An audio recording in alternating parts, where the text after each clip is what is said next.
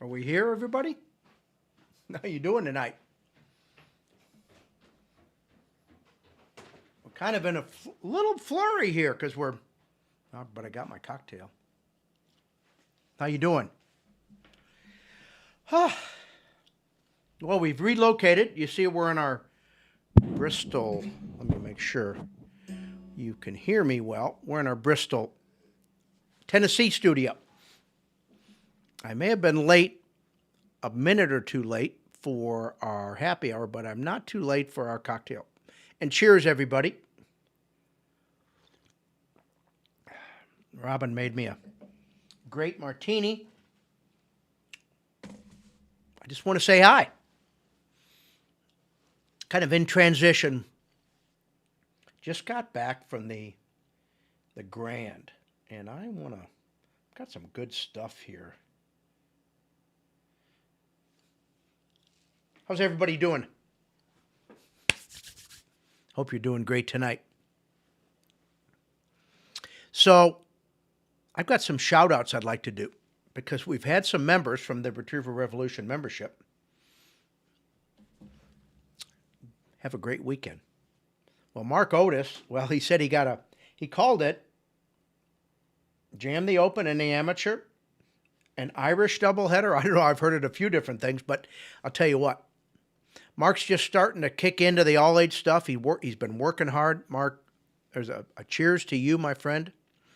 And fifth place in the Open and the Amateur on any weekend, that's nothing to be ashamed of. That's really quite an accomplishment. That's awesome. Deb, how are you? Deb Kidwell, qualified Okie for the Master National this weekend. Picked up one more pass. Still needs one more to qualify. Well, way to go, Deb and Okie. I hope that's just fantastic. Everybody's got different goals. It may be just to get through, have a good water blind in training. It may be to qualify for a national. It may be to qualify for a Master National. Maybe to pass the HRC Grand. A lot of people were working hard. Tensions were high in Omaha, Georgia this past week. That should have wrapped up today. They're probably finishing up as we speak. A few more shout outs here. Jeff Atchley. Well, Jeff, you've been cooking this spring, buddy. You got third in the amateur at Mobile. You've got 3 amateur placements this spring, 3 amateur finishes with 2 placements in 4 trials. That's awesome. That really is. Also, your younger dog got qualified all age. Now, that's a good weekend for a professional truck, let alone, Jeff, you with 2 dogs. I know you're working hard. You're a loyal follower, and you're hungry for information. And, it's paying off, isn't it? Jim Poole starting training in Wisconsin. And Robert Mahoney, back-to-back weekends of qualifying wins. Wow. Dog's hot. QA2 title, first ever for you. Robert, that's fantastic. I want to give you a big shout-out and a congratulations and a high five on that. You're high and proud. It's an understatement. Well, I'll tell you what, sometimes you take that momentum right into the major stakes, and sometimes those dogs that get qualified all age get on a roll and they fly right in. And some of them, that journey sometimes from qualifying to open and amateur level can take a while. So if you don't transition immediately, don't be discouraged. But sometimes those dogs get hot, and you can strike early in that stuff. Eric Rowe. Eric, you were at the Grand. You gave me a shout out. Your 3-year-old female went to the 4th series. Sounds like you had a couple marginal blinds, but it sounds like your first Grand. And she's getting there. And I applaud you for qualifying, going 4 series. That's tough. I mean, the cuts are pretty strong. One of those stakes, it was in the 1 series, it was only 50% pass rate, even completion rate. All right. Sharon, you're getting ready. Sharon, that's Netzley getting ready to run some stuff. And well, like I said, Sage ran a hell of a water blind this afternoon. That those are the victories you need to cherish. Everything from having a great day in training, making a breakthrough on a drill, or getting QA2, getting an all-age placement, getting a jam in a major stake, all good stuff. Don Williams says his water's just starting to warm up. Well, got to be patient with that, guys. Well, I really wanted to make sure I gave you guys a shout out on that. Let me look at my stuff here because I really want to talk to you a little bit about my experience at the Grand. And it was a good one. Oh, where am I at here? There we go. I guess before I go there, I think it's probably important. And thanks for, I had to chase down my notes here. We've been working hard to get the studio assembled, and we got it going. I've been doing this, well, it'll be 40 years now. I started as an amateur, just like you guys, hungry to learn, reading everything I could get my hands on, and a hobby, well, pretty quickly turned into a passion, which turned into a job, which turned into a career, which has turned into a lifelong ambition. And, well, if I didn't still love it, I wouldn't be here talking to you about it. So, 40 years, 20 years in Michigan at Esprit Kennels, ran a lot of field trials, finished a lot of nationals. And I'm here to share some of those experiences with you guys. And my passion is shifted. Initially you're hungry to win and make your name, but now I'm hungry for two things, really. To be an advocate for your dog. And I'm going to do that by teaching you how to do a better job of training, maybe communicating, and becoming maybe a better handler and understanding dog behavior better. Because the more you understand their behavior, the more accurate you're going to read, well, like I said last week, the difference between a lack of effort and a lack of understanding. So, and the simple fact that you're here, that you're taking the time to listen to something like this, well, that says it all in your dedication to do this. So, let me give you a little update. We got our own personal dog, Merlin. He got his first live flyer last week, starting to learn. His prey drive is pretty strong. He's starting to develop some comfort levels in the water, and he's approaching 7 months old, and he's learning to be force fetched. He's been collar conditioned. Cute little guy, coming right along, and maybe my toughest chore yet is working for my wife Robin and Merlin. I mean, I don't want to get fired from this one. Anyways, we're having fun, and so is Merlin. And I just mentioned I'm going to share with you a little bit about my experience at the HRC Grand here, a little bit, and my thoughts on that in a second. But I guess this all kind of goes together. My thoughts on that are certainly one of the biggest things are just once again, fundamentals. What you do with those fundamentals and how you teach them the mechanics of the game you're playing, whether it's HRC, whether it's a master hunter, a AKC hunt test, whether it's SRS or field trials or other venues. But it all starts with the same stuff, and it starts with those great basics and that foundation. It just happens that next week we're going to have a Masterclass dedicated to, we're going to reopen Bombproof Basics here and we do it once a year.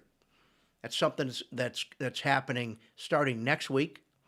And if you want to talk more about basics, if you want to talk more about really what the core of a great basics program is, we're going to have a master class. What is it? Next Tuesday.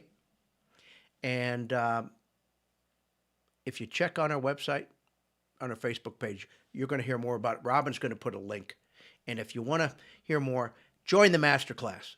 Certainly the masterclass is free. I'm going to talk about what the course is all about. I'm going to talk about basics. So, and with that being said, one of my big takeaways, because, and that's the first Grand I've been to, but I've worked with a lot of hunt test dogs, and I just actually haven't been to a Grand itself.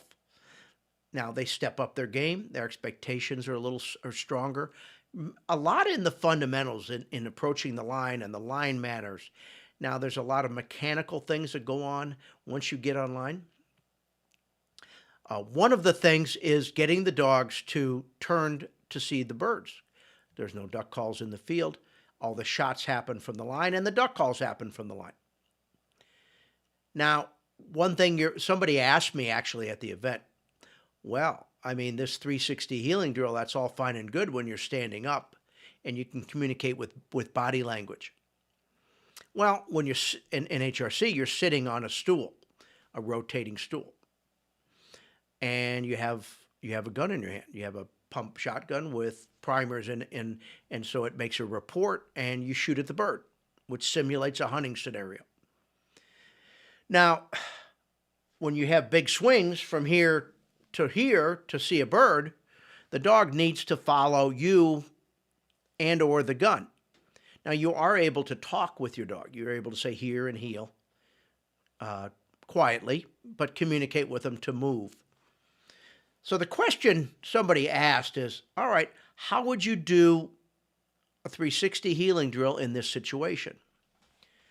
Because one of the challenges is, when I talked about the mechanics of a classic 360, is when you rotate, you don't want the dog to move forward.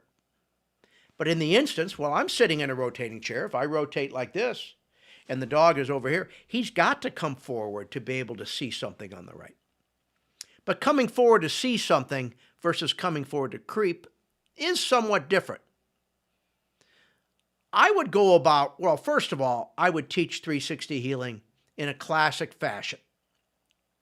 I wouldn't go to sitting down first. I would do the rotation, here and heel. And I think it's really important, because you're able to talk to them, that you develop a consistent verbiage that you're going to use for pulling a dog or pushing a dog. And I call pushing a dog influencing them away from you, and pulling a dog influencing them towards you. Okay? In my instance, and when you're standing up, I physically move to the rear of the neutral position, the shoulder position, which shifts the dog attitude and body to the right. And when I step ahead, it shifts it to the left. Again, that's in the scenario that the dog is on your left. In the situation that I witnessed here on somebody working on a stool, I would start in a classic fashion, and when I went to a stool, I would put a tab on him, and I would do a 360 healing drill, teaching the dog to pull on a right rotation and a soft here, and I'd probably use a pinch collar or something like that, and I would do the same thing. But when I rotated left, I would expect the dog to reassume the heel position, not stay ahead of me. So I would work on that, because I think that's pretty darn important, because, well, in the scenario where you're marking, you need to see the marks.